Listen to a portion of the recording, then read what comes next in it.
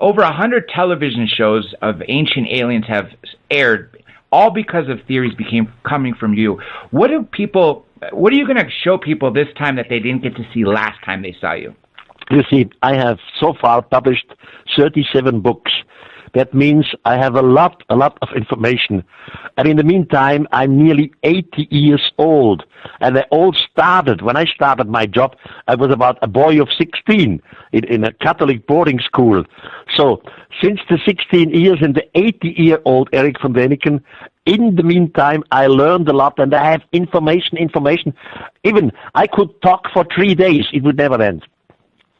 That's right. That's why I enjoy having you back every time, because you teach me something new. And one thing I didn't mention earlier is you've been an inspiration for several, but you were a great inspiration for me. I remember when I was young and I first read Chariots of the Gods, I was blown away because we were speaking off air, me being Greek, knowing the Greek mythology, I just knew there's no way that they thought that what they were writing about mythology was a fantasy. I think there had to be some truth to it.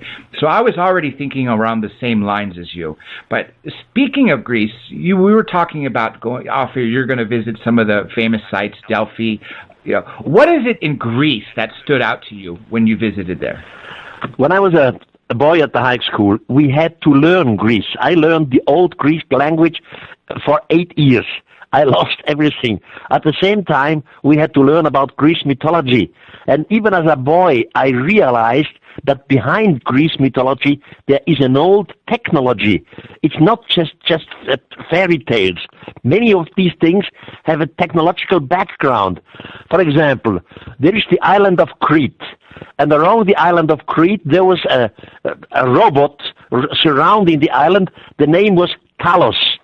Now, Talos was surrounding all the time the island of Greece, and whenever a ship wanted to come close, near to the border, the robot shot it down by a lightning beam. So this is technology. Or, for example, in Delphi. Delphi is the place where Apollo descended first. Apollo is the son of Zeus. Now, Apollo just did not appear in Delphi as coincidence. He was observing the planet. He realized that in Delphi there were people, humans, working, and he descended at that place to teach them, to help them. He helped them in calendar. He helped them in building. He showed them how to construct on the hills and on the mountains, etc. And Apollo, every year, twice, he left Delphi in a fiery chariot. He went to a faraway land which was called the land of the Hyperboreans. In German it's Hyperboreer. I don't know what is the spelling in English. So Apollo definitely had a flying machine. He was coming out with this flying machine, sometimes even out of the deep sea. And then he flew over Delphi and he flew far away and he returned to the ancient Greece. Or another story, Greece. You see, you just mentioned places like Delphi, Epidaurus, whatever, all these great Greece places. They are all linked together in the same distances and in the same angles, which is crazy. On top of that, a lot of these structures have alignments with astronomical features, such the pyramids of Giza aligned with Sirius. Did you find any alignments like that in Greece? Of course. It's about 30 years ago when I was in Greece, and then I met a high military airport. He was a colonel or something like this, and he asked me if I would have time to listen to him. So we went to the military airport in Athens, and he showed me maps, aerial maps of Greece. And then he took a measuring device, and he explained to me that all the real old Greek places, I mean older than the classic Greece, it all dates back to Stone Age. Nobody can date it directly how old the original is. He told me and he showed me on the map that all these old places are linked together with the same distances. It's absolutely incredible. Now you must imagine that, for example, Delphi is in the same distance to another place, to whatever. I don't know it in my head. So it's fantastic. So somebody must have given the old Greece order to construct their holy places at that at that and that place. The question is why. Exactly, and you mentioned a very good point. Somebody gave them the orders how to construct, gave them instructions of exactly how to do it properly, as well as gave them wisdom. Every culture talks about being given wisdom from the star people, or the people from above, the people visiting, those in the chariots. What do you think there was an agenda, or do you think there was multiple races? We can only speculate on this, right? All we have is the evidence. What do you think the reason they were helping the human beings was? You see, I am familiar with the old historians, and with old historians, I mean those men who have written their stories 2,000 and more years ago. For example, the Greek Herodotus, or Diodor of Sicily, or Strabon, or Plutarch, or Plato. They have all written stories, and they all write about the gods. And the gods were teachers. At that time, the gods helped mankind. The gods instructed mankind how to make buildings, how to plan, so about the engineering science. But also, they told them about astronomy, about the sun, the stars, about our calendar. The earth surrounds our sun in 365 days. Because there is a leap year. They have a leap hours. So anyhow, the gods were teachers. Then we have, for example, the Greek historian Herodotus. He was in Egypt around 450 BC. And he was also in Thebes. Thebes is on the Nile. It's today called Luxor. And there, Herodotus writes that the high priest showed him 231 statues, one statue next to the other one. And the high priest explained to every statue something, who was he, when was he living, etc. At the end, the high priest told to Herodot, these 231 statues represent 11,341 years. At that time, the gods from the firmament were among the humans. Since that time, they have not come back again. So, Herodotus make these statements about 2,500 years from now on. And he says, 11,340 years. That means we have to add the 2,500 years from now to the 11,000, which means roughly 14,000 years ago, the gods, the extraterrestrials, were here. And it's a Greek historian who gives these figures, Herodotus. By the way, if you want to control it, take the second book of history of Herodotus, chapter 241 and 242. Absolutely, and this is why I think you're so fascinating, because you're so well versed in everything, in all of ancient culture, and that's why you can make it in any field, and that's what I adore about you so much. I want to ask you something different. Obviously, you have serious inspiration to so many people around the world. You're still in demand. We're doing this radio show. You're going to be speaking soon again. You travel the world. You do tours. But when you were first writing Chariots of the Gods, and you first submitted it, I believe it was into, instead of an entire book, was it chapters that you released in a Swiss paper? First. I was in a high school in Switzerland led by Jesuits. I was educated as a Catholic. In this high school, we had to make translations from part of the Bible. I was a deep believer in God. By the way, I still believe in God, but my belief has changed. So, I read in the Bible that God in the Bible descends with smoke, fire, loud noise, trembling, etc. So I had doubts in my own education. I said, my God does not need a vehicle which makes noise and fire, etc. My God does not need a vehicle to move from point A to point B. My God is all over. My God is out of time, is timeless, etc., etc.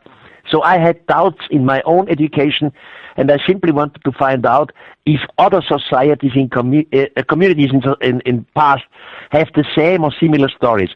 That was the starting point. But from my family, I came from the hotel business. So I first entered after high school in the hotel business. I was for a short time a waiter, I was a cook, I was sitting at the reception, I was making the contability. Of course, I was in a hotel school to learn. And when I wrote Chariots of the Gods, I was the managing director of a first-class hotel. So I wrote Chariots of the Gods just in my free time, in the backyard of the hotel. That was in 1966, long time ago. I sent my manuscript to 20 German publishers, but nobody wanted to publish it. Finally, I had the help of someone. He knew a publisher, and then it worked. And Chariots of the Gods in the German language came on the market in March 1968. It was an immediate bestseller. Yeah, exactly. Almost 50 years ago, you've written this fascinating book, which is still being bought and sold today. I have a friend who recently purchased it, and I was blown away. I was like, you haven't read it? And they said, this show, Ancient Aliens, got me churning my mind. I never once thought about it. Then I see this person, Erik Von Daniken. I wanted to see his book, and I was blown away that even to this day, there are people that didn't know about this. But when you first wrote the book, and obviously 20 publishers didn't publish it, when it was finally out there, it became a bestseller, what was the reaction of the general public? Obviously, if it was a bestseller, they loved it, but what did the mainstream people... You see, the general public loved it, because otherwise it would not have become a bestseller, even in Switzerland. Switzerland is very conservative, and it was a place number one in all the newspapers. But the academic world and the journalistic world, they all crashed me down. They all thought, this is ridiculous, this is nonsense. It is impossible that humans were visited by beings from outer space. First, it is impossible that extraterrestrials look similar to us. And second, it is impossible to reach the distances from star to stars, because these are light years. So I was really crashed down by all kinds of scientists, especially, of course, by the archaeologists, because I made some suggestions that some of the sculptors, some of the chiselings in archaeology, we should look with new eyes. We should see them as the gods from outer space. And archaeologists didn't like this. So in the beginning, I had really a hard time. I was crashed down. So it is my character to be better and better, to not repeat any mistakes. And of course, I made mistakes. When you are young, you are enthusiastic. You are not self-critical enough. You believe every rubbish. That happened to me too. So there are some misunderstandings in Chariots of the Gods. But my character says, Erik, do not repeat any mistake. Be better and better and better. So with every book I learned.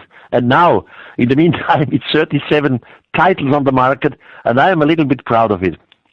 You should be, and I am very proud of you for what you've done and for shaping the world. Like I said, there's almost 100 shows based on your book, which started, Ancient Aliens, the show, started as a one-off series, a 1-2 hour special, which turned into 8 seasons and going on.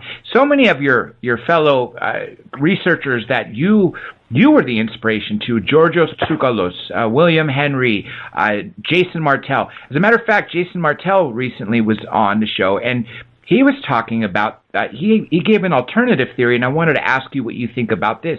He also mentioned the cycle that you're talking about.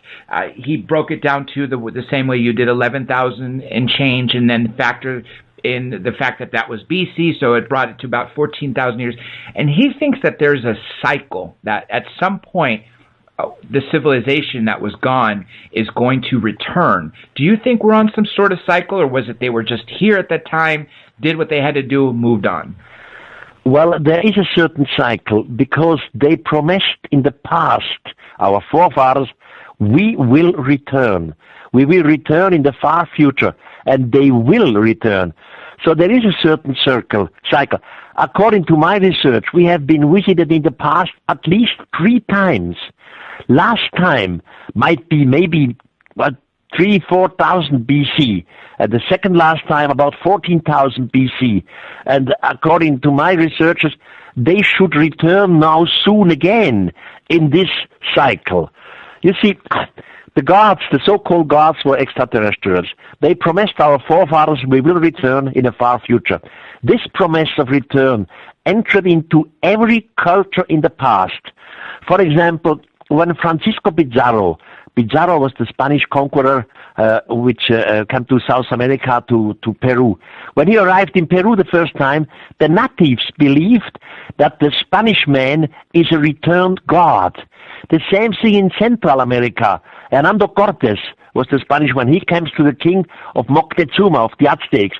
The Moctezuma king believed that the Spanish Hernando Cortes must be the long-awaited god. The same thing happened in the South Sea with James Cook. Anyhow, with all these people. So the idea of returning, that somebody comes back, is not a Christian invention. That existed long before Christianity. And what happened today? I am educated as a Christian. We Christians, we wait for the return of Jesus. But the Muslim society, they also wait for the return of their Mahdi.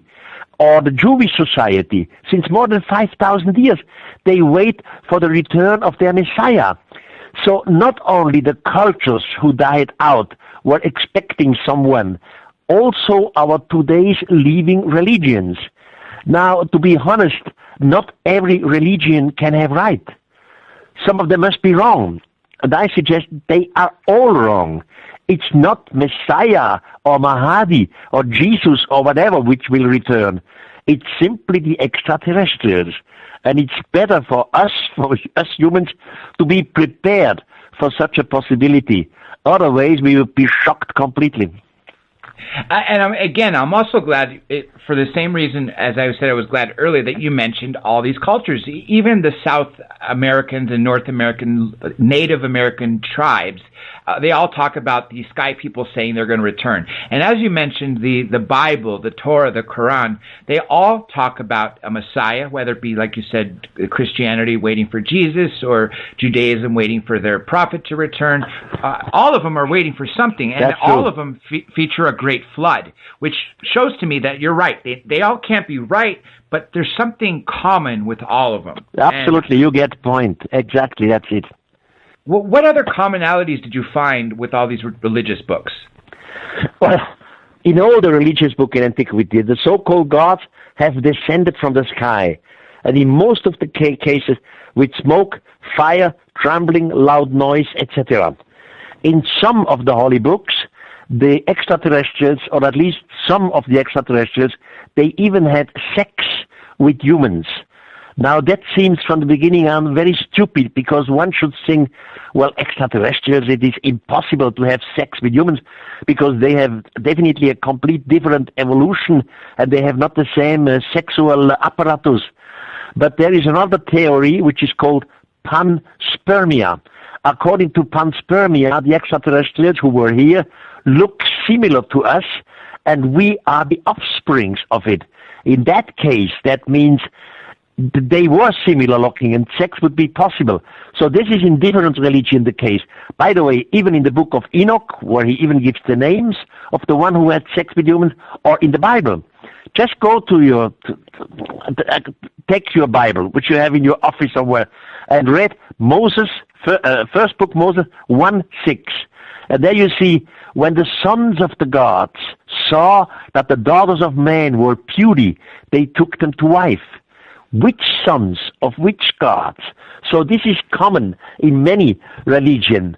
Or that the extraterrestrials look similar, we find in the Bible and in other holy communities, we find that the gods created humans according their own image. So we are the offsprings of somebody else. That doesn't, by the way, does not contradict evolution. That's another complicated story, which I will explain in Joshua 3. Now, you ask me, what are the commons in all the region? They came down with smoke, fire, etc. They all promised to return in a faraway future. And in all the religions, they took some of the humans up into their spaceship. Now, in religious translation, it is said, well, the humans were brought into heaven. It's not heaven. Heaven in the sense of a holy place where you are close to God. It was not heaven. It was space. Because these humans were taught up there, and then they brought them back to earth to teach humans. It's not the place after that, heaven. So all this is common in many of these religions.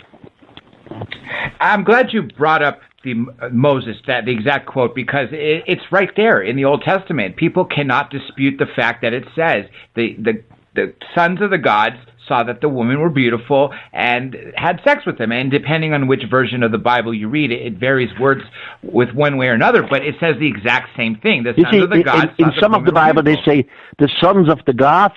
In other Bibles, it's a question of translation. They say the fallen angels. So what fallen angels? Normally, angels should not have sex with humans, but according to the Bible, they had sex with humans.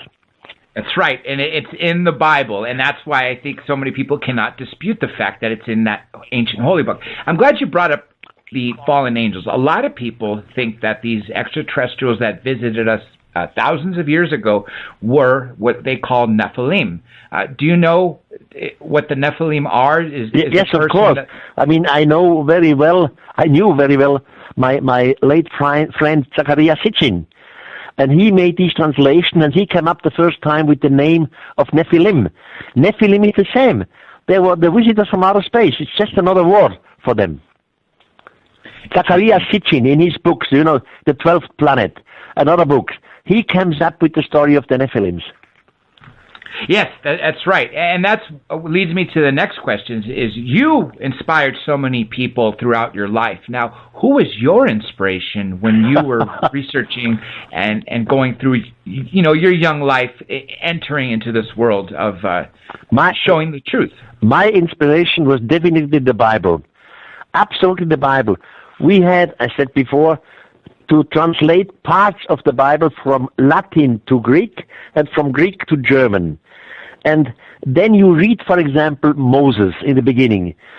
Moses describes before the Lord descends on the holy mountain, he gives order to Moses that Moses should construct a gate around the mountain so that the people, the Israelites, would not come close by. Because if they would come close by, they would be destroyed. So Moses constructs a gate, and the Israelites are quite away from the mountain in a distance. And then the Lord descends. In the Bible it is described like smoke, fire, trembling, loud noise. The whole mountain was burning like a burn ash, etc. So when I was 16 and I translated this from one language to the other, I said, this is impossible. I love God. I love the concept of God, the spirit, the wonderful spirit of the universe, the creation of everything. But my God would never need a vehicle which makes smoke, fire, loud noise, trembling. My God would not need an order to construct a gate before so the Israelites would not come close by. So I simply had doubts in my own religion. And that was the starting point for a young Erik Von Daniken to go in all these things. One thing that seems to be prevailing in all of the ancient texts is the notion of some Star Wars, meaning that there's different factions that were fighting each other. And one of them I'm talking about is the ancient Hindu text. The name is good. I don't want to mispronounce it, but I think you know what I'm talking about, where it refers to a sort of a war going on, but a blast so powerful that was stronger than the sun, and it killed a lot of people, which is very similar to what a nuclear weapon would do now. Again, we have this war in heaven in many of the old holy books and in many of the mythologies. Everybody knows about the god Zeus, the Greek god Zeus, and then his son Apollo. But before Zeus arrived to our solar system, he had a fight in heaven against Kronos. Or in the book of Enoch, the book of Enoch comes from old Ethiopia. Before the extraterrestrials appear here in our solar system, they have a fight in heaven again. Or we simply take the Mahabharata, which you just mentioned. The Mahabharata is an old Indian text. It's a gigantic text, more than 1,200 pages, and that they are separated in different books. And in the fifth book, which is called the Mausala Purva, there you find a description that of a sudden 3 cities appeared on the firmament, and the humans looked up at these cities, and there were a clear difference between the cities who moved around our earth or the stars. Different. Then out of these cities, smaller vehicles came. They were called Vimanas. Some of the humans were taken up there to these cities in the firmament, in my opinion, mother spaceships. And then the humans had to realize that these so-called gods, they had a war against each other. They were fighting. Two of the cities in the firmament were destroyed. The humans on Earth saw the light balls on the sky, and they saw how it all descended, except one city in the sky which survived.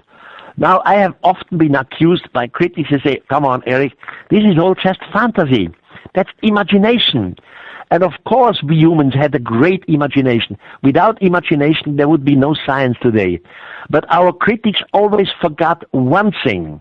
The war in heaven even took place in our own religion, be it Jewish or Muslim or be it Christian. Look, according to Christians, when somebody dies, a human dies, the soul goes to heaven, goes to God, is close to God. There is peace up there. But in the same heaven, there was a war. One day, the archangel Lucifer came to the Almighty God and said, we do not serve you anymore.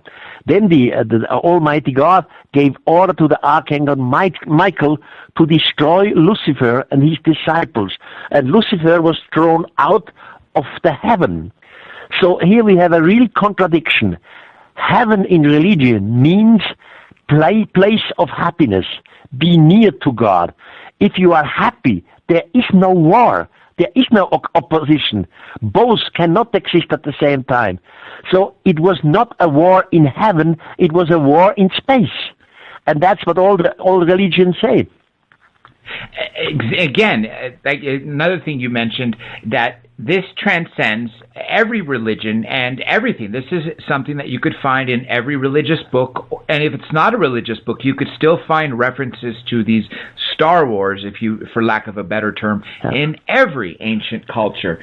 Now, I'm going to bring up one specific area in Turkey that has been making a lot of headways in the last couple of years ever since its discovery, and I know you know a bit about this place. Göbekli Tepe. That has been dated to be several thousand years older than what was mainstream scientists originally thought. What were your impressions when you first saw it? We have been, we all learned that one of the oldest places in the world is Stonehenge in England. And they said the first beginning of building of Stonehenge was about 2800 BC. So according to traditional archaeologists, Stonehenge would be older than the Great Pyramid, because the Great Pyramid was constructed, according to archaeology, about 2500. So Stonehenge would be a little bit older. But altogether it means roughly 3000 BC. And now comes this Göbekli Tepe. And Göbekli Tepe is definitely dated between 8 and 11,000 BC. And it is definitely artificial. There was engineering knowledge. There was knowledge in handicraft. There were pictures in there. So what's wrong with our evolution?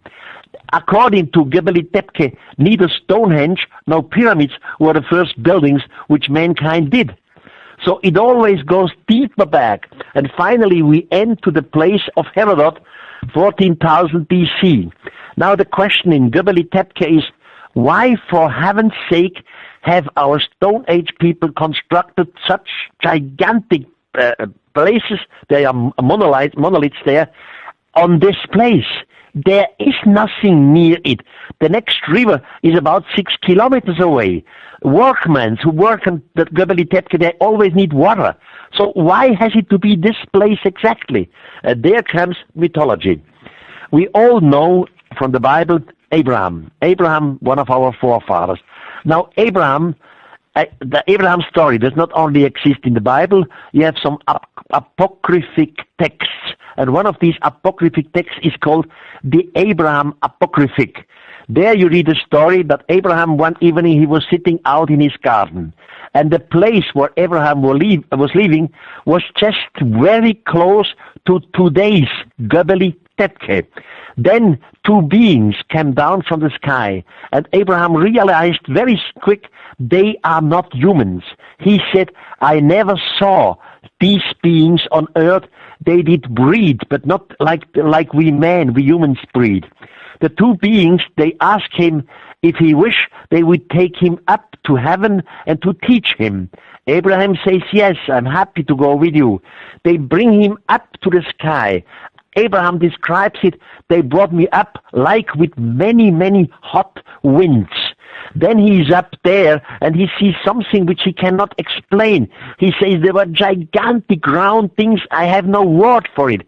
These round things always turned around themselves, around their own axis. And that Abraham says, I wish to fall downward to the planet Earth. So if somebody says this, he cannot be on Earth, he must be up. And then he says, the place where we stood always turned upside down and upside down. Of a sudden, I saw the earth up, and then I saw the stars down. Now, as soon as you are in the mother spaceship, a mother spaceship will always turn around its own axis, because by turning by itself, you arrive centrifugal forces. And the centrifugal forces create inside the spaceship an artificial gravity. You are not swimming around, you have ground on your feet. But nobody could have known this thousands of years ago. Now, Abraham was there, and the extraterrestrials then brought him down. And maybe that was the reason for Göbekli Tepe. They want to make a gigantic holy place for the gods. Maybe they were expecting that the gods return to this place because Abraham was taken up to heaven from this place. So that could be the reason for Göbekli Tepe. I never considered that, and that would make perfect sense to honor the location of where the gods took him and would bring him back and hopefully return. Now, speaking of Abraham, there are other figures in the Bible that were apparently also taken in craft. One of the stories, and correct me if I'm wrong, was when Moses was receiving the Ten Commandments. Wasn't he? Did he have a chance to be taken into the sky, or was he just had an encounter? No, not Moses. Moses was up on the holy mountain and he received the Ten Commandments. Later he was up again with his brother Aaron on the holy mountain, and then he received the orders to construct the Ark of the Covenant. Later, but not in the Bible, that's again in apocryphic text. Later, Aaron, the brother of Moses, he was taken up to heaven by the angels. But Moses himself not. According to the Bible, nobody should know where Moses' tomb is. But in reality, in Israel, there is a tomb of Moses, but you never know if it's true or not. And another tomb of Moses is in the highland of India, in Kashmir.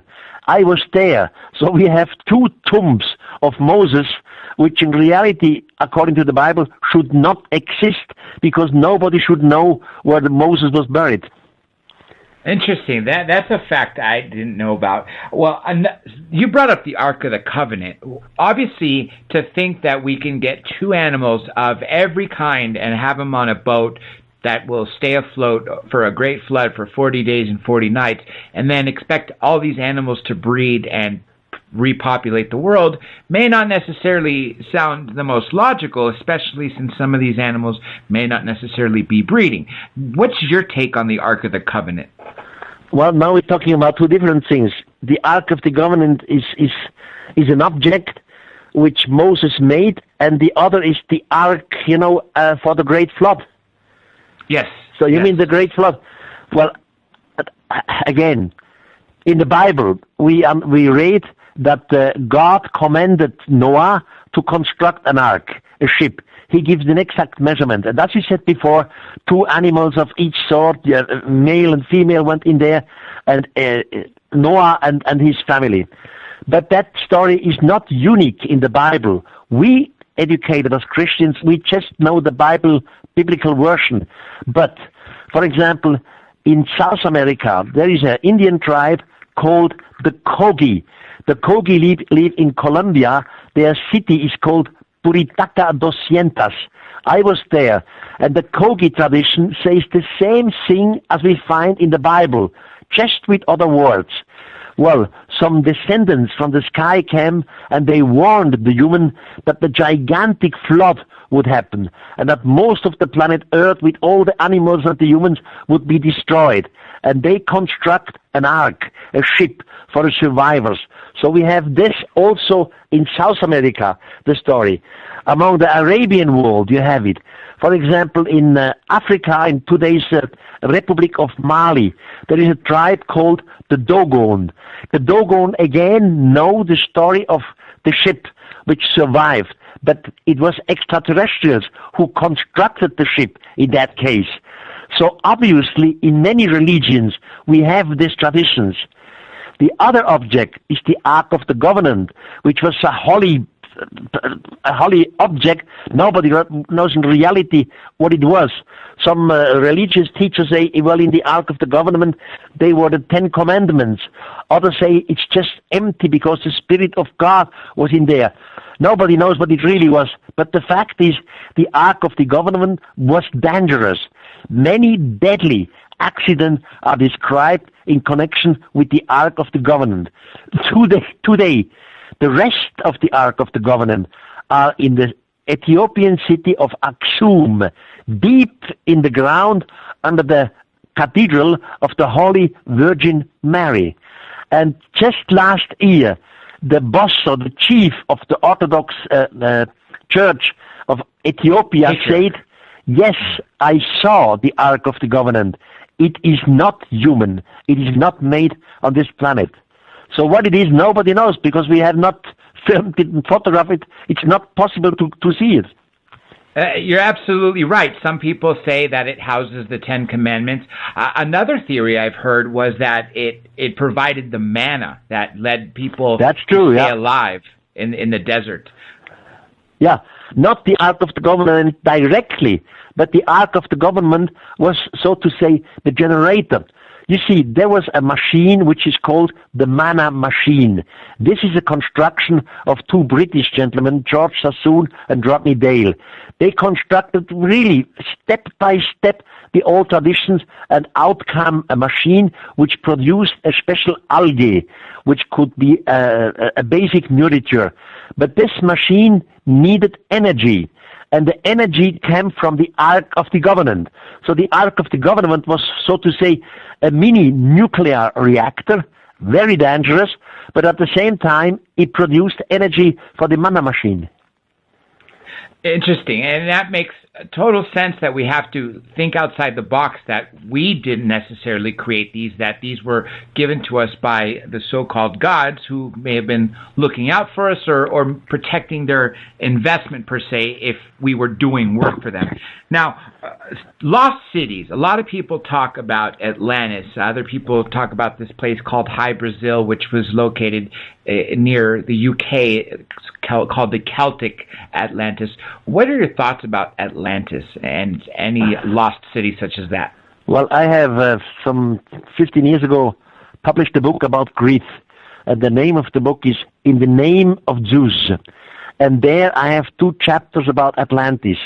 I know the Atlantis story very, very well because I was able, as a student, to read the story in original language, in Greek language. It is handed down by Plato, the philosopher. In 2 of his books, Critias and Timaeon, he describes Atlantis. And the description of Atlantis is so precise, really so well done, from the engineering point and from the measurement dates, that it cannot be an invention.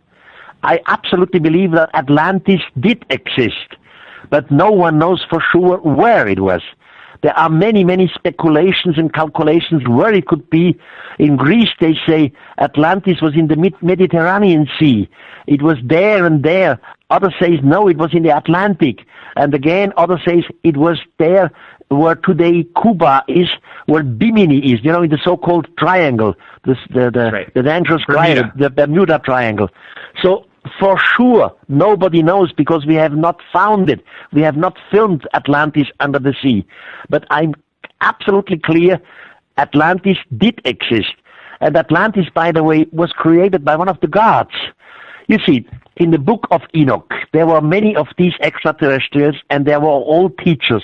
these extraterrestrials, they had sex with humans. And because of sex with humans, they were not allowed to continue their trip to outer space with the commanding spaceship. So they stood on Earth. And some of these extraterrestrials, they took women on Earth. For example, Poseidon. The god Poseidon was one of these mutterers from Enoch, and he found a wonderful human girl with the name of Cleito.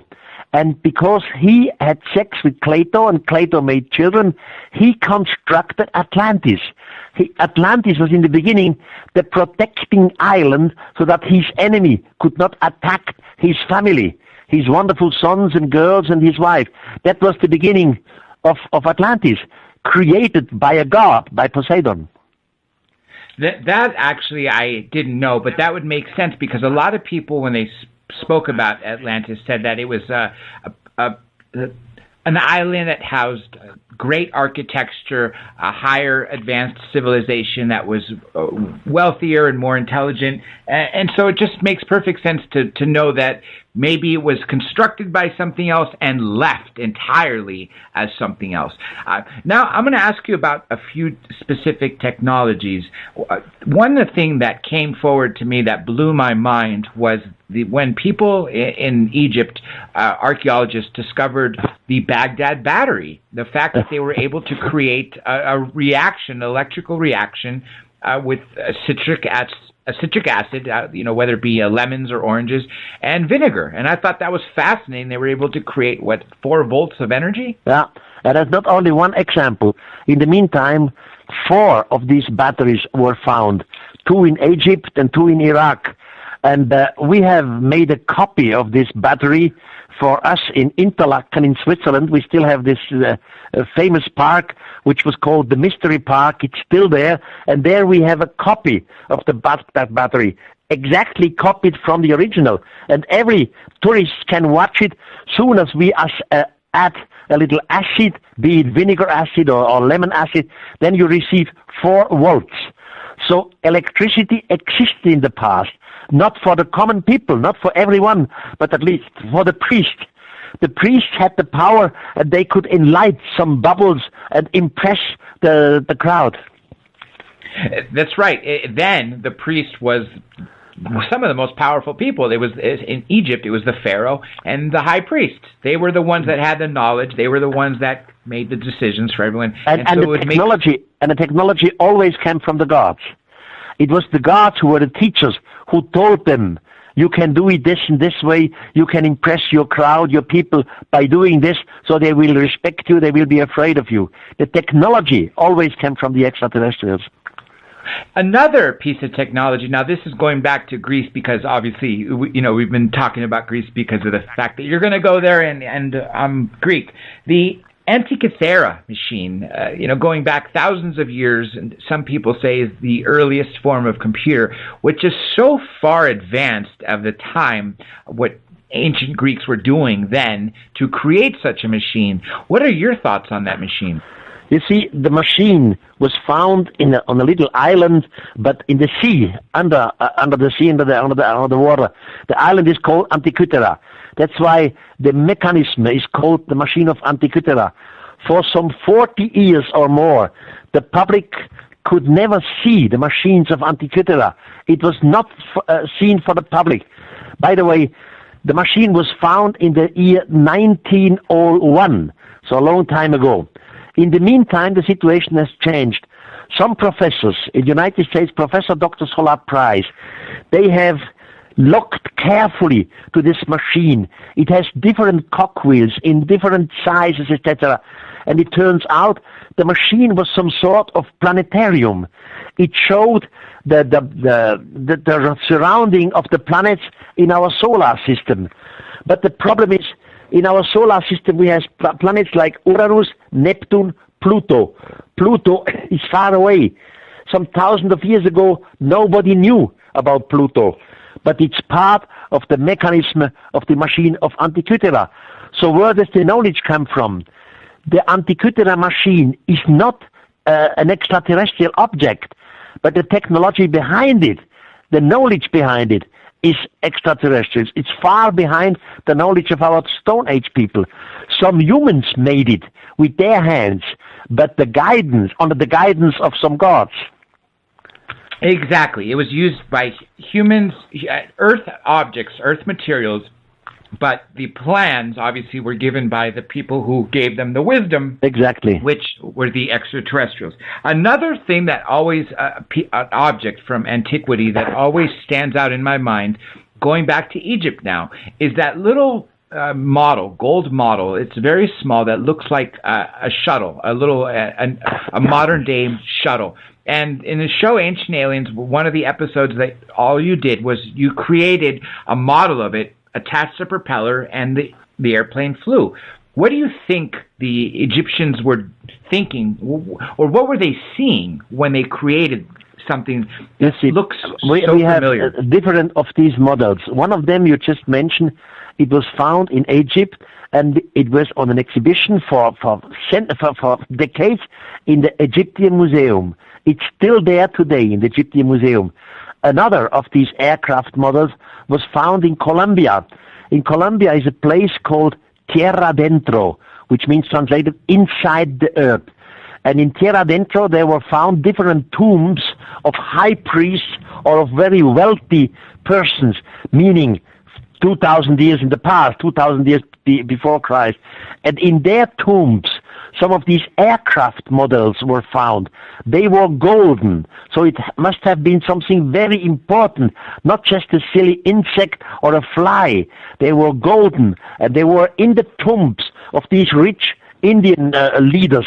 Now today, these models are in the so-called Gold Museum in Bogota. The tourists can look at them, can photograph them. We have our organization in Germany and in the world, which is called the Ancient Astronaut Society. And our logo of the society is one of these models from the past. Now in Switzerland, we asked some engineers, aircraft engineers, could this thing fly or not? So they constructed a simple propeller on it and a very simple model. And we let it fly over the Swiss Alps here, where I live. And it flew perfectly. Absolutely no problem. So I suggest some of our forefathers in Egypt and in South America, they saw something like the gods flying in some machine. They could not understand the technology, but they made copies of it. They adored it. And finally they took it into their tomb in remembrance of the gods. And then, of course, thousands of years later, we humans are flying machines that look identical to what they created as models. And like you said, obviously, they revered them very much to create them out of gold. Definitely. A couple more questions, and then I know you have to go. You've been to so many countries. You tour across the world for the last 50 years, and you're continuing to do so. Every single continent has ancient culture and has a link to the past of being visited. Did you find that any particular country may have more activity than others? Well, normally in Europe, for example, we found practically nothing, because 10 and 12,000 years in the past, Europe, Switzerland, for example, where I live, or Germany, or Belgium, that was all ice age. It was all forest. It was jungle here. All the great culture happened left and right to the equator, where the climate was hotter. So like Egypt, or Colombia, or Peru, or in Mexico, there we find these objects and these mythologies. The same thing in old India, but not in the frozen places. I mean, frozen 10, 12,000 years ago. Interesting. And I would think, too, the fact that if something was happening in Europe 10, 12,000 years ago or further, and then, of course, you have the civilizations that came on after that, clearly they built over that. There was a famous television show, I'm sure you've seen this, where they literally, look at the cities underground, because what happened is as each new civilization came, they just built above the older civilization and built above that and built above that. And so the further you go, the older you find. But here's the ironic part. Sometimes you go down thousands of years and you see technology get worse and worse and worse, but then you hit a level where it's actually better. That's contradicting evolution. I mean, not evolution in the human evolution, I mean evolution in technology. Evolution in technology means you invent something very primitive, and then you learn, and then you invent something with a higher technology, and so on. Evolution in technology. For example, in old Egypt, there is a place called Abydos. In Abydos on the Nile, there is a temple. This temple was constructed by Sethos. Sethos the first, that means about 1300 BC. But then you see there is a hole in the ground.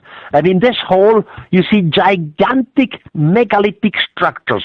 They are definitely much older than Sethos the first, means older than 1300 BC. But the technology is much higher than the technology of Sethos. It is impossible. You see, they moved from Aswan. Aswan is about 400 kilometers away from Abydos. They moved blocks with the heavy weight of 100 tons. They polished it perfectly. They cut it. They put it together. They needed something like cranes to do this job. So the technology of Abydos, the oldest one, is definitely more perfect than the technology in Abydos from Sethos. We have no explanation for this miracle. And that's what's so fascinating about looking through our history. We can't explain so many things, and that's why we have to look outside the box and think and recognize that we were helped. I mean, it's the only logical explanation. Obviously, things didn't magically appear without them being created. You don't have technology that just is not there one day and next day is there. Somebody had to create it. And, of course, somebody had to help them create it. So, of course, this is the next logical step. Just a couple more questions, and I know you have to go. You have so many achievements. And as I said in the beginning of the interview, you've inspired so many people, including myself. You have a theme park named after you. You have 37 books. You've been publishing for 50 years. You're 79 years young, and you're still going No, not strong. 79 years. I'm 80 years old. You're 80 years young, and you're young, 80 years young, and you're still going strong. And everybody loves and appreciates about that. I know it's going to be hard for you to pick this out, but what would you say is your greatest achievement you've acquired in life? Because you've done so much. Well, I am proud to have an open mind, and so many people write me, and so many scientists which I meet personally, they tell me that I changed their opinion. I changed their view. They look now in another possible director, including, you see, the Nobel Prize winner, Francis Crick. He said on a TV appearance shortly, he was influenced by Erik Von Daniken. 2 weeks ago, we had here in Germany a conference in my honor of my 80th birthday. There were 3,000 people, and among them was the American astronaut Ed Mitchell, and he congratulated. He said, I changed his mind. There was the British scientist, Mr. Chandra Vikram Singh. He's brilliant astrophysicist. Everybody knows him. And he said, Eric, you changed my mind. So I'm most proud of these things to have opened the mind of so many persons. I would have to agree. People that 50 years ago, 40 years ago, were against you with the mainstream science because they weren't having an open mind, are now finally paying attention, and that's why I think it's so great. Mr. Von Daniken, it has honestly been a true pleasure. 37 books, 80 years young, still touring. Before you go, just where can people find your books? And I know people are going to see Contact in the Desert, Joshua Tree, but what else are you going to be speaking at, or any other tours you can tell Well, people in the United States, it's Joshua Tree. It's at the end of this month. At the end of May. And there I have at least 3 or 4 appearances. And then later, only in September or October, I'm in Virginia Beach at the Edgar Cayce Foundation. But that's much later. First, we have Joshua Tree. By the way, I'm talking in Australia in July and in August, talking in Europe and in Peru and all over. Just yesterday evening. Bless you. I'm sorry. I had some. That's okay. Bless you. Just yesterday evening, I was at the University of Fribourg. Fribourg is a university city in Switzerland. Yes, big universities. It's a city of students. And I had a talk at the university, and after me, a honorable professor comes and had a speech against my point of view. Of course, everything very friendly, very academic, etc. I was talking in my speak about flying chariots. I know from ancient Indian that these flying chariots did exist. They were flying over the air, they were flying to the moon, etc. Now the professor came and explained, well, this idea with the chariot, humans always had chariots. They wish to have chariots. Today we have modern chariots like a Mercedes car or a Ferrari car, and the rich people are proud to have several of these cars. In antiquity it was the same thing. The rich people, they had brilliant chariots, and they made these chariots with gold and sometimes with diamond, and then they were running around, and the air were flushing through their hair, so they had the feeling of flying. That's why the word flying chariot in ancient Indian comes from. I really said to myself, this dear professor has no idea of what really is described in the ancient text, because in the Vedas, they absolutely make differences between chariots who have wheels and chariots who have no wheels, between chariots which move on the earth and other chariots which move into the sky, even into the moon. So the academic world, although I respect them, and as I said, it was a wonderful discussion, does not know the old texts. They should learn again and open their mind again. They are definitely keeping a closed mind, and that is why I think humanity as a whole is moving towards the proper direction, especially with all these new evidence coming forward, new planets being found, and of course NASA saying they will find life, and the recent statement earlier this year that life exists without a doubt. But again, Erik Von Daniken, everybody, it has been an absolute pleasure.